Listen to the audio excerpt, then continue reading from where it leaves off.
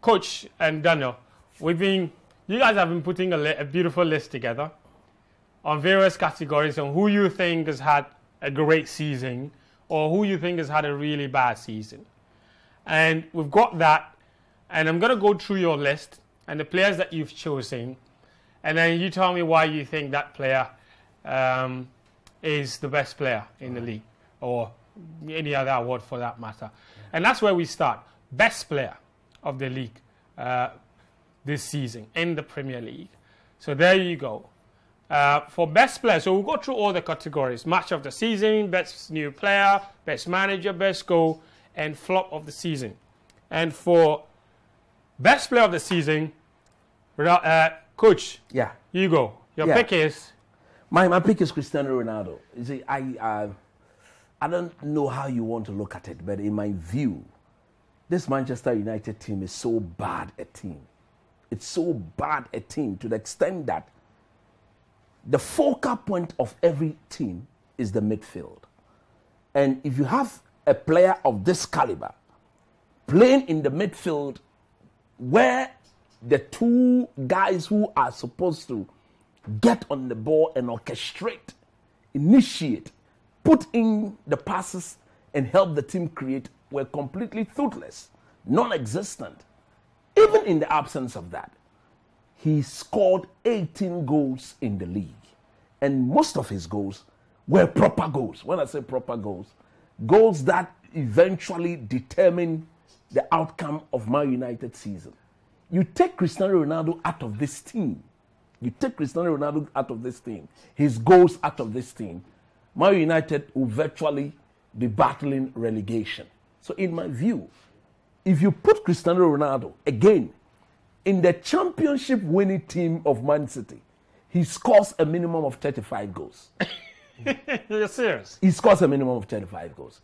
Because on the planet Earth, as we speak today, nobody, no player knows how to put the ball in the net better than he does. So for you, and the whole Premier League, Ronaldo has been the best player last season. He plays for the West top 6 or top 17. And for him to have scored 18 goals and the manner in which he went about his business tells us that if he was in a better team. If he was in a better team, he scores 35 plus. Daniel, you've gone with Son Heung-min. Yeah, Son Heung-min. And for me, it was a no-brainer for me. Look, from where Tottenham started off this season, and his form, actually is a progression from last season into this season. And you look at, I always say that the most important part of the season is the second half of the season. Crunch time in the season, where that defines seasons. Son stood up for Tottenham Hotspur. 14 goals in the second half of the season, eventually finishing as joint top scorer with 23 goals. And this is a team that has Harry Kane in it.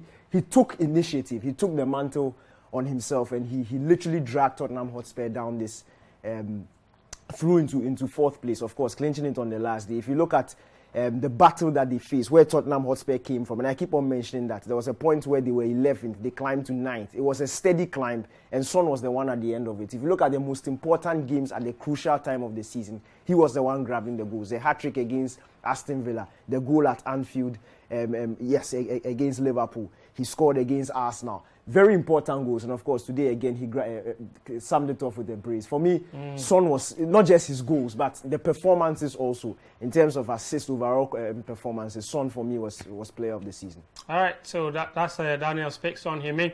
It's worth noting that the Premier League voted for Kevin De Bruyne as the player of the season. So none of the guys in the studio thinks that he has been the best player of the season. All right. Let's move on to the next award category, and we're looking at match of the season. Coach, you've gone for Liverpool 2, Man City 2. This is the game at Anfield, not the one at the Etihad. No, not the one at the Etihad. That one also ended 2-2. Yes, it was. But the one at Anfield. Look. What made it so special? Goodness me, everything about it. The intensity, the technique, the quality of the coaching, the quality of the football, the quality of the goals. Yeah. Goodness me. No wonder I picked Mohamed Salah's goal, his second goal in that game, to be the goal, in my view, of the season. Look, anybody who watched this game, if only we could go back to this game, anybody who watched this game, it was completely end-to-end stuff. And the quality of football we saw on that day is beyond measure. Nobody can put any instrument through this and measure its quality. It was simply fantastic. And this was one of the games where look at that. You could clearly see, look at this. Look at this. You see, if you've got a player... This is the biggest stage. This is when it matters most. You've got your big game players rising up to the occasion and making it a beautiful occasion. And for me, this game, in my view, was by far the most entertaining, the most beautiful, and the best game of the season. Daniel, you've gone for another game involving Liverpool. By this time, another 2-2 draw at Stamford Bridge against Chelsea. What makes that game so special? First of all, this game was played on my birthday. The best game any neutral can witness in the league. It was end-to-end stuff. And you see, yes, both of them ended 2-2. Both of them were end-to-end stuff. But what separates this one from the Man City game? I felt the Man City game, it was a combination of bad defending. This kind of defending. Yeah. But look, in this game, this game was top class quality stuff. There were world-class saves. There were world-class goals. There was everything. There was a comeback. Defending. Yes, there was a comeback. A team going up 2 goals, a team coming back from 2 goals down. Look, it had everything. And for me, another thing that also stood out for me was the fact that the big players in each team stood up in this game. There was Mendy making killer saves. There was Salah scoring a fantastic goal. That was the goal that the Kovacic came in. You look at Kante's performance in this game, running the midfield. Look, it had everything for me. And for me, this is by far the best game of the season for me. You know what's interesting about this game is the fact that all 4 goals were scored in the first half. You know, it almost looked like Liverpool were running away, but suddenly Chelsea were back in it. And this goal, the equalizing goal from Pulisic, actually started from a Rudiger interception. And in the Man City Liverpool game, 2 goals were scored in the second half. Yeah, all 4 came in the second half. Incredible. Anyway, so that's that. Absolutely brilliant stuff. Let's go to the next award. And we're looking at, what are we looking at this time around? Okay, let me see. There you go. Thank you. Best new player. Best new player. Coach is gone for a player that only came in January transfer window, which is curious because if a player who came in the summer is your overall best player of the season, how is he not your best new player? Oh. The reason why Cristiano Ronaldo wasn't my best new player, he knows the league. This is not his first time in this league. He's been here before. He knows exactly what to expect. He knows how to adjust. How many times have you seen a January signing take the league by storm? Okay. How many times? It hardly happens. I can't remember any of them. Maybe Look, Papi Cisse, but his influence wasn't as big as this guy. The Evra, the Vidic that became a household name of this league. I mean, Luis Suarez was also a January signing. No, but he didn't. He didn't sparkle from the word go. But this young man, David Luiz was. No, come on, man. Forget about David Luiz. I'm talking about Luis Diaz. Look, this young man, everything he did, everything he touched, completely was world class. He transformed Liverpool. At the time when Liverpool were missing 2 of their most important players at the AFCON, he walks into the team and he got every Liverpool supporter to forget about them. And his all-round contribution for a January signing, I don't think any new signing could match up to Luis Diaz. And and all things being equal, I expect that next week Saturday or coming Saturday, he will crown his performance as, in my view, the best new signing of the season in that Champions League final against Real Madrid. Daniel, I guess it goes without saying that for you, if Ronaldo is redeemably picked for player of the season. It's as simple as that. Automatically. Best new signing, 37 years old, walks into, as coach said, in which is factual, the worst top 6 team, the toughest league in the world, and he scores 18 goals in less appearances than the only 2 guys who scored more than him, and he could easily have been 23 or 24. That's how good he was, scoring hat-tricks at important goals, important hat-tricks, big goals. That is Cristiano Ronaldo. And for me, look, that's why I like to look at individual awards as individual awards. If you try and sum in the whole team, you could easily get very mistaken. And I think that's what the Premier League have done. They've looked at the best team in the league, and then they go for the best player in the best team in the league. And that's a bit simplistic. I think individual performances, when you look at the sum of what the player has done in that season, and you take it out of what their team has achieved, and you see a huge hole in that team. That's Cristiano Ronaldo. When you take his contribution out of Man United did not win a single game that Cristiano Ronaldo didn't start. That's how important he was for them. And as a 37-year-old coming into the league, I think it's a no-brainer. Best signing of the season for me. Great. I don't know about you watching at home as well, who you think has been your best new player. So let me know. Use the hashtag Scorecard, or also send me a message using the WhatsApp number. All the hours indeed. Let me know who you think is your pick for every single one of those awards. The next category is Best New Manager. Who's been the best new manager? Coach Nimbley thinks Patrick Vieira has been brilliant from Crystal Palace. He's had a really good season. Forget the spelling of Vieira there. There's an I missing.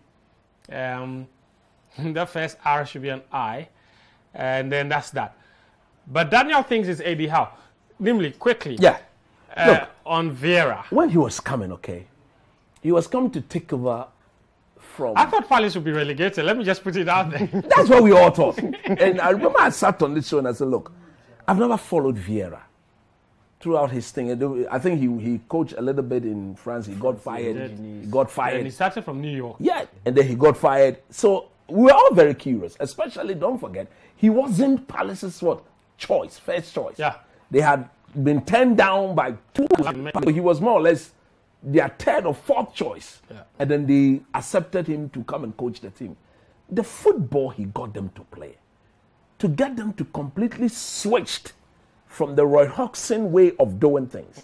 Typical English football. Typical English, and get them to be very free-flowing. Free-flowing, very creative, very combative, believing in young players, young talent. I think, look, he must be given every credit. Like you said, we all thought Palace would be relegated at the start of the season. But he made them a very, very tough opposition. I think he's made them his team, basically. They were one of the teams that went to the Etihad and caused problems. They took 4 points from them. From Man City. They took 4 points off Man City. I mean, that's a very fair pick, in my opinion, as well. But Daniel, you also have a really good manager in contention for best new manager.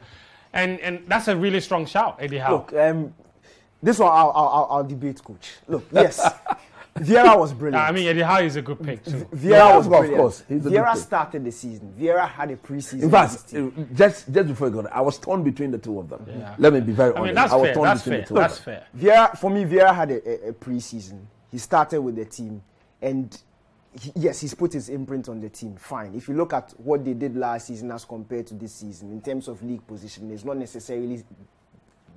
It's almost the same thing. It's just a style of football that changed. So you can't really say he's improved them. Maybe he's improved, he's increased the amount of neutrals that watch their game because it's much more interesting. But look at Eddie Howe. This team was done. Newcastle, they were gone. Yeah, he came into the team. They hadn't won a single Premier League game before he came. Wow. He was done and dusted. In fact, they tweeted something today, how it started versus how it's going, and with the pun Eddie Howe's name. After 11 games, they had drawn once, they had lost all 10. They were done. He came in and he has not just turned around results. He's also turned around the style of play. He's been able to imprint that Eddie Howe style of play that we all saw at Bournemouth. Interesting, brilliant, possession-based, attacking, fluid football, creating chances. And he's had big wins. They have the best, in fact, I think it's after Liverpool, the best home record this year in the second half of the season. In 2022. Since he came. Look, I've not seen in my life, I've not seen a managerial change like this, especially when it comes to a second half of the season. The contrast from Newcastle in the first half and the second half is a completely different team. Newcastle finished 11th, and they were just 2 points from finishing in the top half. That is crazy, considering what they were or where they were when he came. We all thought, in fact, a lot of people thought that the Arabs were wasting their money. Yeah. Because they were going down for sure. Look, and you see, the interesting thing also is that he didn't, criticism, unfair criticism about the Arabs. It's not their fault they have money. But when they come in, it's like they are going to spend billions, trillions. No. Their signings were very strategic. Very strategic. Yeah. He bought key players. And if you look at the influence of Bruno, you look at the influence of Trippier, you look at Chris Wood, these guys have come in big. They brought the change. Yes, and you can tell it's a manager who knew exactly what the team wanted in that limited period of time, and he got the results at the end of the day. It's massive. For me, his best new manager, his best manager. This is probably the best managerial performance in the last 5 years. For me, honestly, this is huge. What he did was that is hard to debate. Fantastic. That is hard to debate. So Eddie Howe and Patrick Vieira getting good shots from the guys in here. What about you? Who's been your manager of the season? Pep Guardiola, Jurgen Klopp, maybe Thomas Tuchel, Mikel Arteta. We went from 8th to 5th. I mean, that's an achievement. They were out of Europe. He's brought them back to Europe. So yeah, big achievement. What about your goal of the season? A lot of fantastic goals have been scored so far this season. What's been your goal of the season? I'll ask Coach and Daniel. Coach is gone for Mohamed Salah versus Man City. We showed you that goal a little earlier. We'll bring it back again, Coach. And you just talk me through it and what makes it so special. Look, at the time, Liverpool had just considered, I think they had just scored to make it 2-1. Okay. At the time, it was 1-1. And so the next goal was very important. And if you look at where he picked up the ball from, the number of City players in and around him, he had about 4 City players in and around him. Yeah. So he stand no chance of putting that ball in the back of the net. Mm-hmm. He went past the first one. He went past the second one, the third one. And then I thought that after doing that, there you go, he's gone past the first, the second, there you go, the third. And then look, the fact that he could believe in his weaker foot from that angle to do the sort of things he did and technically have the execution ability, the skill, and the know-how, because the keeper virtually had come in, stepped out, and had closed the gap. And then, look, to squeeze it in from that angle is really difficult. In such a very big game, I think by far, I must say, I admire Daniel's pick. We'll get to it in a bit. I admire his pick, but I think Salah had a lot more to do than the Kovacic one. So if one had a lot to do with skill, the next one has everything to do with technique. Daniel, Kovacic versus Liverpool. Friends, this is a next level goal. There's a drop volley in itself is difficult. A drop volley going back, retreating is extra difficult. You see, when the ball is coming from the top and you are standing there, you are waiting for it to drop. That is extremely difficult. And we've seen goals of the season. In fact, Puskas award given that for goals like that. But look at him. He's going back. He has to time the ball perfectly. And he did it. Look, how is this goal not goal of the season? This is the goal of the year. No, this is the Puskas award. This is hard. Do you know what I'm saying? It's impossible to keep this down. The thing is that after Salah scored this goal, the following week, he did exactly the same thing against Watford. We've seen Salah do it 2 seasons ago. Maybe that is why you push on the right-hand side. That's why you don't see it to be the most difficult of goals. But look, you see, in terms of technique, anybody at all can execute that Kovacic because there's only one thing to do. I'm coming. That's hard to keep down. I'm coming. I didn't take credit from the Salah one. No, I'm just saying that. Just let. But we are comparing the two. Yeah, but we are comparing the two. You justified your pick. Let him justify his pick, and then we move on. And I'm saying you don't that, have to discredit. No, I'm not discrediting this. I'm saying that if you look at the 2 goals, Kovacic had one thing in mind: to volley the ball. Mm-hmm. It was the execution that he had to get right.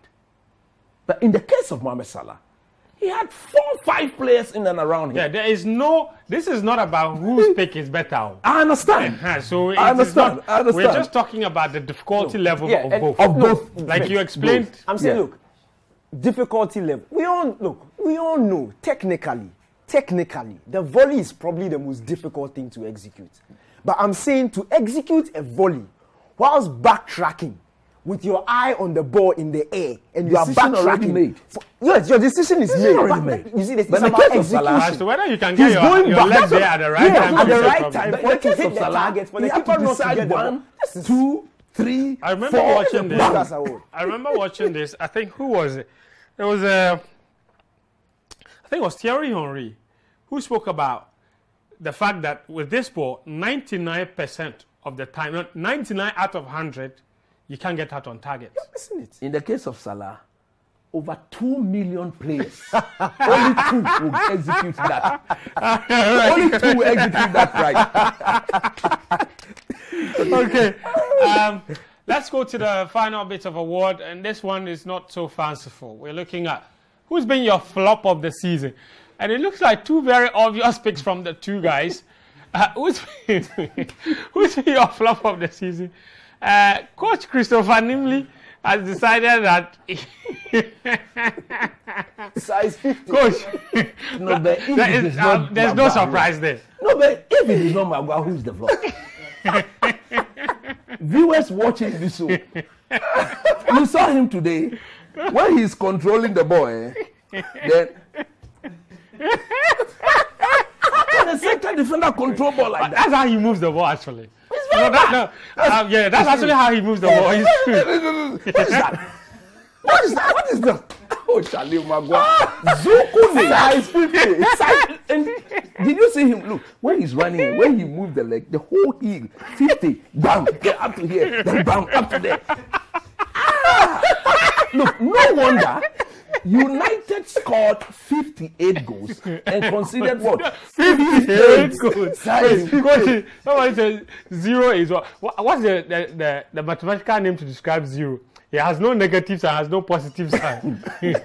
Look, Maguire. Yeah. He's by far the flop of the season. Yeah. By far the flop of the season. We had some Everything he Maguire did. highlights as well. Yeah, if only you could put some There of that. you go. Look at that. Again, this clearly shows how badly he controls ball. Let's go back and see him controlling the ball. Like I said, and then look at him. Look. Look. He just came, crash his own player. He just came and crashed his own player. Look at him. He just came and instead of him to focus on the Burnley player, he came and he's pushing his player away from the ball. All right. This man. Daniel, your flop of the season is Romelu Lukaku. Look, it's Lukaku. No, at least Maguire was featured in the starting 11. At least. Yeah. At least Maguire was playing week in, week out, and he had the ability to flop. Lukaku even lost his position. Lukaku lost his position. And this was a €100 million player. He was sitting on the bench. Look, he was so bad to the point that Tuchel didn't need him anymore. He was just on the bench. And you see, if you look at the big games in this season, even when Chelsea needed attacking reinforcement, he was usually the last player they called on. He was that non-existent. And he only got his a long run of games in the team when Kai Havertz got ill this past couple of weeks. He came on, he scored. But even today on the last day, he dropped back to the bench. Look, Lukaku he's been very disappointing, honestly. He's been extremely disappointing. The sort of impact that we all thought, and that's how I'm looking at it. The sort of impact that we all against thought. The price tag. Against the price tag, a team that had won the Champions League. Familiar with the league as well. Simple, a team that was begging for a finisher, a recognized finisher. You come in with this pedigree, you finish with 20 plus goals in back-to-back Serie A seasons. You walk into this Chelsea team, and after 6 weeks, you can't even make the starting lineup. Yeah. Look, it was you see, the Lukaku had a thing, terrible it's season. not even like he wasn't getting the chances. You can actually have a compilation of Lukaku missing sitters at Chelsea. Everything. So it wasn't always the case of they didn't play to his strength. He missed a lot of really good chances.